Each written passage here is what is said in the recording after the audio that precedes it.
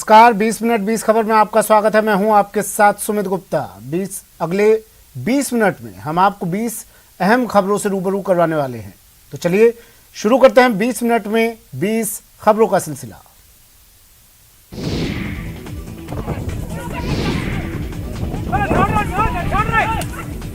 अलवर में दो गुटों के बीच मारपीट का वीडियो वायरल हो रहा है। घटना हरसौरा थाना क्षेत्र के नांगल लाखा गांव की है। नांगल लाखा गांव निवासी रामकला ने इसको लेकर थाने में केस दर्ज कराया है। पीड़ित के मुताबिक वो खेत में काम कर रहा था, तभी ट्रैक्टर ट्रॉली में सवार होकर आए लोगों ने पहले जाति सूचक शब्दों के साथ गाली गलौज की और फिर मारपीट शुरू कर दी।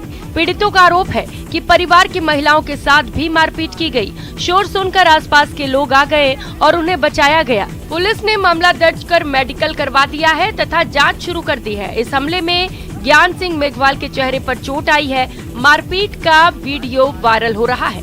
वायरल वीडियो पिछले गुरुवार का बताया जा रहा है।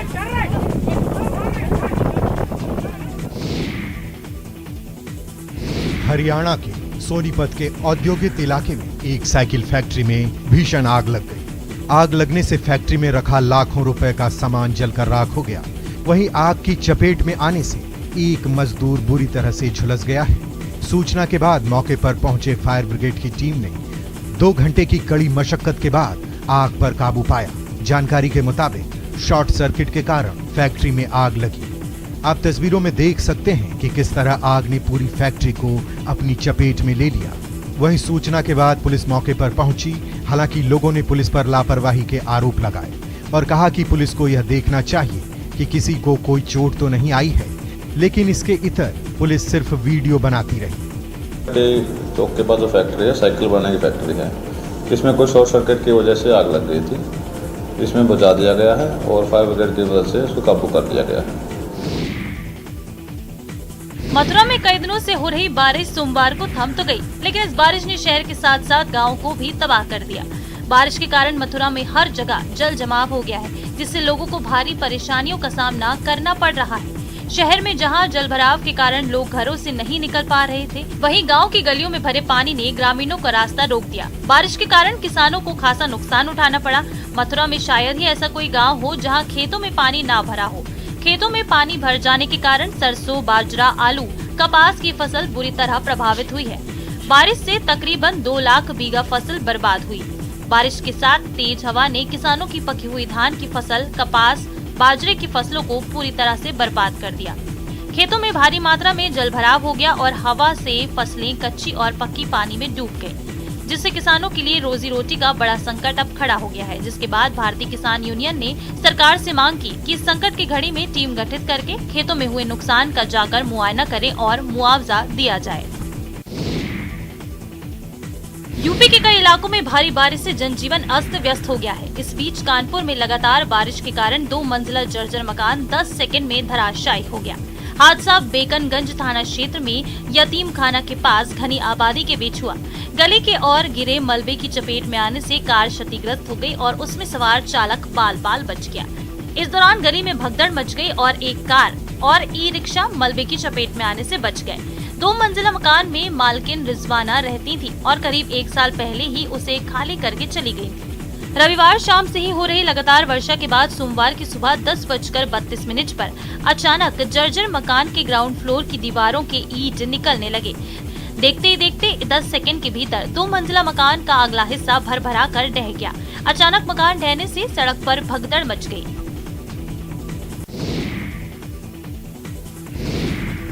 मॉनसून के आखिरी दौर में भारी बारिश ने उत्तर से दक्षिण तक भारी तबाही मचाई है। दिल्ली एनसीआर में बारिश के कारण जहां जनजीवन अस्त व्यस्त नजर आ रहा है, वहीं दक्षिण के कई राज्यों में भारी बारिश लोगों के लिए मुसीबत का सबब बनी हुई है। कर्नाटक के हुबली में भारी बारिश ने मुसीबत बढ़ा दी है। यहां लगातार बारिश से शहर की सड़कें दरिया में तब्दील हो गई। शहर के कई इलाके जलमग्न हो गए। कई इलाकों में सड़कों पर इतना पानी भर गया कि लोगों को आवाजाही में भारी परेशानी का सामना करना पड़ा। इसके साथ ही मौसम विभाग ने अगले 3 दिन तक हुबली में भारी बारिश की चेतावनी जारी की है। हुबली के अलावा राज्य के 10 जिलों के लिए येलो अलर्ट जारी किया गया है।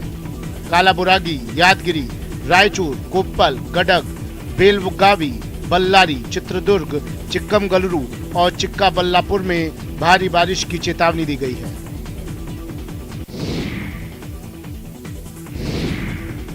भरतपुर में लगातार हुई बारिश के बाद बाढ़ जैसे हालात नजर आ रहे हैं। बंद बारेठा बांध से छोड़े गए पानी के कारण बहाव वाले क्षेत्र के गांवों में लोगों को परेशानी का सामना करना पड़ रहा है। ग्रामीण इलाकों में भारी बारिश ने किसानों को काफी नुकसान पहुंचाया है। खेत में खड़ी फसल के साथ साथ खलिहान में कटी पड़ी फसल भी पूरी तरह नष्ट हो चुकी है। ग्रामीण क्षेत्रों में जलभराव से भी लोग परेशान हैं। घरों में पानी घुस रहा है। लोग परेशान नजर आ रहे हैं, लेकिन अभी तक कोई भी प्रशासनिक अधिकारी लोगों की सुध लेने नहीं पहुंचा है, जबकि लोग लगातार प्रशासन से मदद की गुहार लगा रहे हैं और राहत सामग्री की मांग कर रहे हैं। पुरावाई खेड़ा गांव के तो हालात ऐसे हैं कि हर घर में पानी ही पानी नजर आ रहा है। गांव के चारों तरफ पानी ही पानी भर गया है। बंद बैठा बांध से जो पानी खुला है, मोरा खुला है, उससे इतनी बड़ी हालत खराब हो रही है कि घरों में पानी घुस चुका है और यहाँ पे जो किसानों की फसल है सभी कड़वी खराब हो चुकी है। सरसों की बुवाई हो चुकी है, वो सभी जो खेत हैं वो नष्ट हो चुके हैं।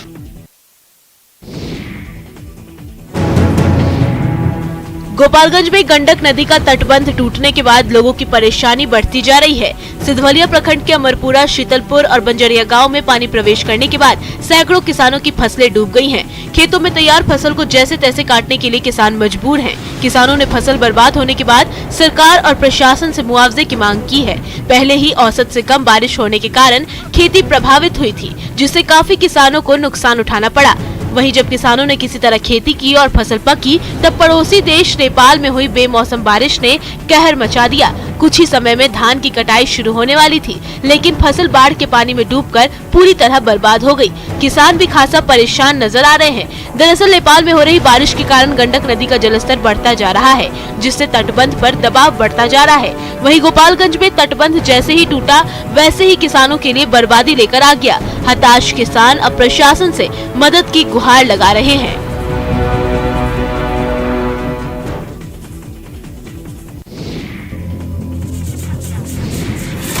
एमपी अजब है। दुनिया में हैंडपंप से पानी निकलता है, लेकिन यहाँ निकल रही है शराब की धार। ये कोई साधारण हैंडपंप नहीं, शराब के धंधे को सरल और सुरक्षित बनाने के लिए किया गया अद्भुत आविष्कार है। जरा से जोर लगाई और शुरू हो गई मदरा की सप्लाई। मामला गुना का है। यहाँ अवैध शराब के कारोबार पर लगाम लगाने के लिए पुलिस निकली थी। शराब के ठिकानों पर छापेमारी कर रही थी और इसी दौरान पुलिस पहुंची भानपुरा। यहाँ पुलिस का सामना शराब के ऐसे सौदागरों से हुआ जिनका हुनर देखकर पुलिस भी दंग रह गई। इन्होंने बना रखा था पैग वाला पंप।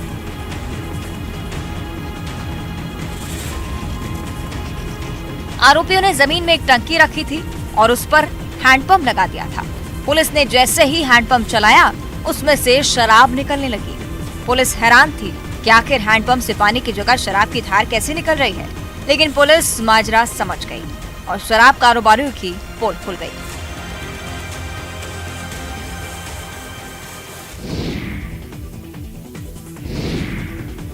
दीपावली और आने वाले कई त्योहारों से पहले अलवर के बानसूर में पुलिस और नगरपालिका प्रशासन ने अतिक्रमण हटाओ अभियान चलाया। पुलिस और प्रशासन की संयुक्त कार्रवाई के दौरान कस्बे में अस्थायी अतिक्रमण हटाए गए और दुकानदारों से समझाइश की गई। वहीं कई दुकानदारों के पास से सिंगल यूज प्लास्टिक पॉलिथीन बड़ी संख्या में जब्त की गई। इस दौरान दुकानदारों में हड़कंप मच गया। दुकानों के बाहर रोड पर सामान लगाकर बैठे दुकानदारों को चेतावनी देकर छोड़ा गया और सामान को अंदर रखने की हिदायत दी गई। सामान्य दिनों में भी अतिक्रमण के कारण आम लोगों को भारी परेशानियों का सामना करना पड़ा। अतिक्रमण के कारण कई बार जाम भी लग जाता है। दीपावली जैसे त्योहार में तो बाजार में भारी भीड़ रहती है। ऐसे में अतिक्रमण लोगों के लिए मुसीबत बन जाता है। इस कार्रवाई के दौरान बानसूर डीएसपी मृत्युंजय मिश्रा और नगरपालिका अधिशासी अधिकारी सुमेर सिंह मीणा भी मौजूद रहे।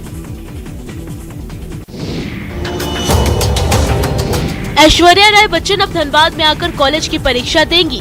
जी हाँ, ये हम नहीं कहते हैं, ये यूनिवर्सिटी का एडमिट कार्ड कह रहा है। इसे शिक्षा विभाग की बड़ी लापरवाही कहिए या यूनिवर्सिटी का एक्ट्रेस प्रेम। दरअसल विनोद बिहारी महतो कोयलांचल यूनिवर्सिटी में एक बड़ी लापरवाही देखने को मिली है। यूनिवर्सिटी की ओर से जारी एक छात्रा के एडमिट कार्ड पर फिल्म अभिनेत्री ऐश्वर्या राय बच्चन की तस्वीर छपी है। इतना ही नहीं, एडमिट कार्ड पर जो हस्ताक्षर है वो भी ऐश्वर्या राय का ही बताया जा रहा है। रविवार को पीजी अर्थशास्त्र की छात्रा काजल ने साइबर कैफे से अपना एडमिट कार्ड निकाला। एडमिट कार्ड देखते ही वो हैरान रह गई, क्योंकि काजल के एडमिट कार्ड पर फिल्म अभिनेत्री ऐश्वर्या राय का फोटो और हस्ताक्षर था। छात्रा ने यूनिवर्सिटी प्रशासन की इस करतूत पर आपत्ति दर्ज करते हुए वीसी से इसकी शिकायत की है। कुलपति ने तकनीकी कारणों से एडमिट कार्ड में गड़बड़ी की संभावना जताई है। वीसी ने जांच के बाद कार्रवाई का भरोसा दिया है। हजारीबाग के केरेडारी में हाथियों का आतंक लगातार जारी है। देर रात पताल टोला और पडरिया टांड में 22 की संख्या में जंगली हाथियों का झुंड ने घरों में जमकर उत्पात मचाया है। हाथियों ने लगभग 10 एकड़ की भूमि पर लगे धान, मक्का व अन्य फसलों को बर्बाद कर दिया है। कई कच्चे मकान भी ध्वस्त हुए हैं। हाथी घर में रखे अनाज को चट कर गए हैं। बताया ये जा रहा है कि वन विभाग की टीम भी हाथियों के सामने बेबस नजर आ रही है। ग्रामीणों ने मुआवजे को लेकर स्थानीय प्रशासन और सरकार से गुहार लगाई है। हाथियों के झुंड को देखकर लोग भयभीत नजर आ रहे हैं और रतजग्गा करने को विवश हैं। कई बार सूचना देने के बाद भी वन विभाग की टीम हाथियों को भगाने में विफल साबित हो रही। ग्रामीण खौफ के साए में रहने को मजबूर हैं। दरअसल इलाके में पिछले 15 दिनों से लगातार उत्पात मचा रहे ये हाथी, लगातार इनकी तलाश जारी है, लेकिन इनकी क्षति का आकलन वन विभाग की तरफ से किया जा रहा। हाथियों के उत्पात के आगे वन विभाग कार्रवाई की जगह प्लानिंग में जुटा है। हाथियों को भगाने के लिए वन विभाग से टीम बुलाई जा रही। लोग हाथियों को भगाने के लिए वन विभाग की ओर से सहायता नहीं मिलने का आरोप लगा रहे हैं।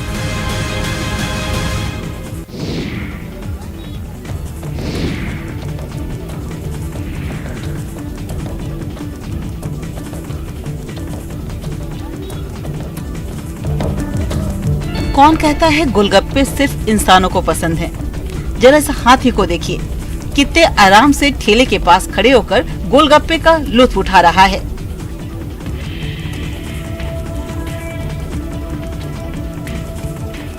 दुकानदार मस्त मसाले और पानी डालकर गजराज को गोलगप्पे खिलाता जा रहा है और गजराज भी शांति से खड़े होकर गोलगप्पे उड़ा रहे हैं। ये तस्वीरें असम के तेजपुर की है।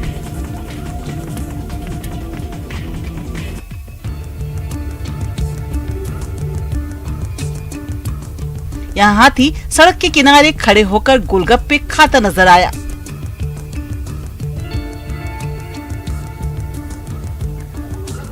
हाथी को यूं गोलगप्पा खाते देख सब दंग थे। घास से लेकर बांस तक, केले से लेकर पेड़ की पत्तियों तक हाथियों के डाइट में कई आहार शामिल हैं, लेकिन इस हाथी के मेन्यू में गोलगप्पा भी है।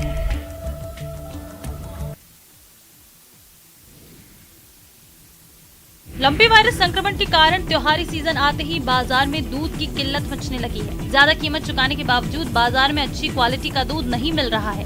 हालांकि सरस डेयरी प्रबंधन ऑल इज वेल का दावा कर रहा है, लेकिन दीपावली से पहले सरस डेयरी प्रबंधन ने सरस देशी घी की बल्क बिक्री पर रोक लगा दी है। दरअसल प्रदेश में 16 लाख गायें लंपी वायरस संक्रमण से जूझ रही हैं। ऐसे में दूध की आपूर्ति भी प्रभावित हो रही है। त्योहारी सीजन आने के बाद दूध की मांग बढ़ने से कीमतों में भी भारी बढ़ोतरी हो चुकी है। 50 रुपए लीटर तक मिलने वाले दूध की कीमत 65 से 70 रुपए प्रति लीटर तक पहुंच चुकी है। फिर भी अच्छी क्वालिटी का दूध मुश्किल से मिल पा रहा है। कीमतें बढ़ने के साथ साथ बाजार में दूध की किल्लत से त्योहारी सीजन में मिठाई का कारोबार प्रभावित हो रहा है।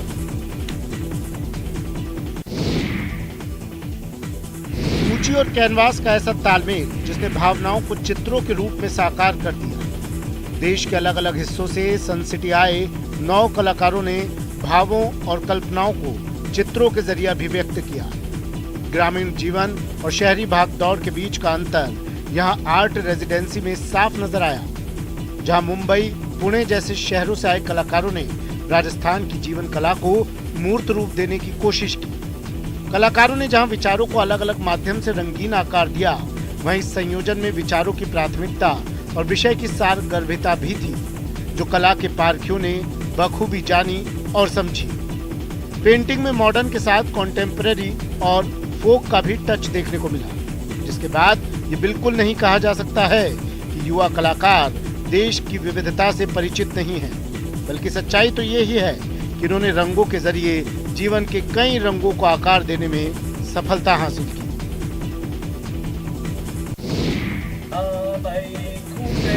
अपने तीखे वार से विरोधियों को पस्त करने वाले केंद्रीय मंत्री अर्जुन राम मेघवाल का नया अंदाज देखने को मिला। खूटे चोर नहीं लूटे। मौका था चित्तौड़गढ़ में आयोजित मीरा महोत्सव का, जिसके समापन के मौके पर केंद्रीय पर्यटन और संस्कृति मंत्री अर्जुन राम मेघवाल ने मीराबाई के भजन गाए और उसकी शानदार व्याख्या भी की। अर्जुन राम का ये नया अंदाज लोगों को खूब भाया। केंद्रीय मंत्री ने मीरा के भजन पायो जी मैंने राम रतन धन पायो के पदों की व्याख्या शानदार अंदाज में की और फिर बड़े ही सुरीले स्वर में भजन को गाया भी। 32 सालों से आयोजित हो रहे मीरा महोत्सव में पहली बार केंद्रीय मंत्री के रूप में शामिल होते हुए अर्जुन राम मेघवाल ने इसे यादगार बना दिया। चोर नहीं लूटे ओ तो दिन दिन बढ़ते सवायो पायो जी मैंने राम रतन धन पायो। हिमाचल प्रदेश के कुल्लू में इन दिनों अंतर्राष्ट्रीय दशहरा महोत्सव की धूम है। महोत्सव की छठी रात भगवान रघुनाथ के अस्थायी शिविर में दुर्गा पूजा की प्राचीन परंपरा का निर्वहन किया गया। माता त्रिपुरा सुंदरी के पुजारी शेर पर सवार होकर भगवान रघुनाथ के अस्थायी शिविर में पहुंचे और लंका पर चढ़ाई से पहले विधिवत दुर्गा पूजा की और अर्चना की। इस दौरान बड़ी संख्या में श्रद्धालुओं ने शिरकत की और माता दुर्गा से आशीर्वाद भी लिया। भगवान रघुनाथ के मुख्य छड़ी बरदार महेश्वर सिंह ने कहा कि लंका पर आखिरी चढ़ाई से पहले भगवान राम ने मां दुर्गा की पूजा की और फिर रावण का वध किया। उन्होंने कहा, राज परिवार की कुलदेवी माता त्रिपुरा सुंदरी ने ही विष्णु रूप धारण कर दैत्यों को मोहित किया था ताकि दैत्यों को अमृत नहीं मिल पाए।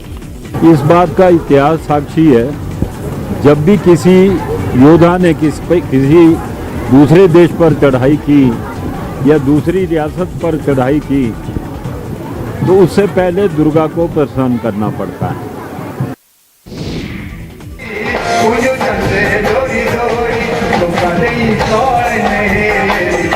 कुल्लू में चल रहे अंतर्राष्ट्रीय दशहरा महोत्सव में सांस्कृतिक कार्यक्रमों की धूम मची है। समारोह के छठे दिन प्रदेश के सीएम जयराम ठाकुर भी शामिल हुए।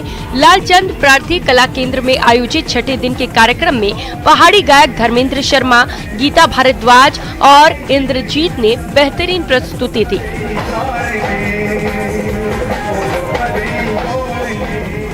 इस दौरान मलेशिया के सांस्कृतिक दल ने विदेशी संस्कृति की झलक प्रस्तुत की। वहीं मेरी झूरिये फैशन शो में महिलाओं ने खूबसूरत फैशन शो भी प्रस्तुत किए। इस दौरान बाहरी राज्यों के कलाकारों ने मलखान की प्रस्तुति से दर्शकों का दिल जीता। वहीं स्टार नाइट में पंजाबी गायक मनिंदर ने बारिश के बीच 1.5 घंटे तक दर्शकों को खूब नचाया। मनिंदर भुटूर ने एक से बढ़कर एक पंजाबी गानों पर दर्शकों को झूमने के लिए मजबूर कर दिया।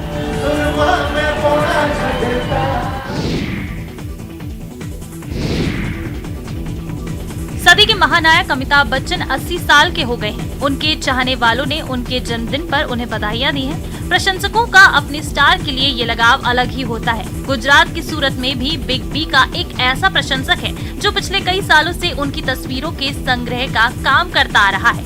अब तक उसने बिग बी के अलग अलग अंदाज की करीबन 8000 तस्वीरों का संग्रह अपने घर में बना लिया है।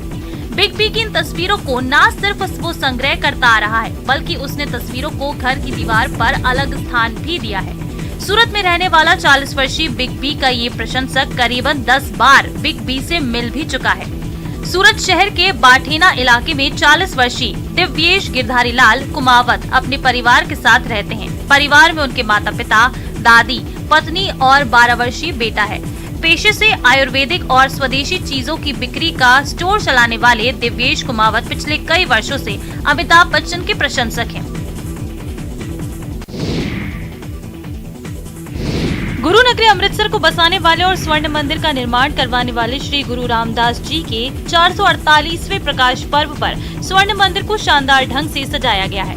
न सिर्फ स्वर्ण मंदिर बल्कि पूरी गुरु नगरी आकर्षक दिख रही है। साथ ही उनके नाम पर बने एयरपोर्ट को भी सजाया गया है। इस मौके पर पवित्र सरोवर में पावन स्नान के लिए श्रद्धालुओं की भीड़ उमड़ पड़ी। लोगों ने आस्था श्रद्धा के साथ सरोवर में डुबकी लगाई और स्वर्ण मंदिर में शब्द कीर्तन में हिस्सा लिया। अमृतसर पंजाब का सबसे महत्वपूर्ण और पवित्र शहर माना जाता है। गुरु रामदास जी ने ही इस शहर का निर्माण कराया था। गुरु रामदास जी ने गोल्डन टेम्पल के सरोवर के निर्माण के साथ ही आसपास 52 बाजारों को बसाया था। आज भी उनके द्वारा बसाए गए बाजारों के नाम काम के अनुसार हैं। गोल्डन टेम्पल के आसपास बसे नमक मंडी, आटा मंडी, घी मंडी आदि वो बाजार हैं जिन्हें गुरु रामदास जी ने ही बसाया था।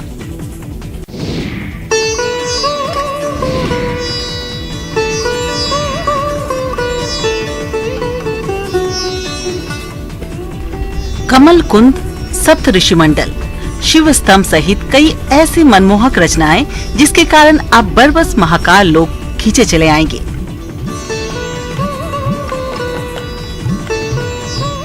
जी हाँ, महाकाल लोक धार्मिक और साहित्यिक दृष्टिकोण से काफी महत्वपूर्ण है। यहाँ भगवान शिव की लीलाओं पर आधारित 190 मूर्तियां बनाई गई हैं। यहाँ 108 स्तंभ स्थापित हैं। पार्किंग के ठीक सामने पिकान द्वारा, उसके पास ही त्रिवेणी संग्रहालय, महाकाल लोक में प्रवेश के लिए नंदी द्वार, जहाँ नंदी की विशाल प्रतिमा के दर्शन किए जा सकते हैं। राजस्थान में बंसी पहाड़पुर क्षेत्र से प्राप्त बलुआ पत्थरों की कारीगरी इस दिव्य लोक की खूबसूरती में 4 चांद लगा रहे हैं। इसे ऐतिहासिक बनाने में गुजरात और उड़ीसा के कलाकारों की शिल्पकारी ने महत्वपूर्ण भूमिका निभाई है।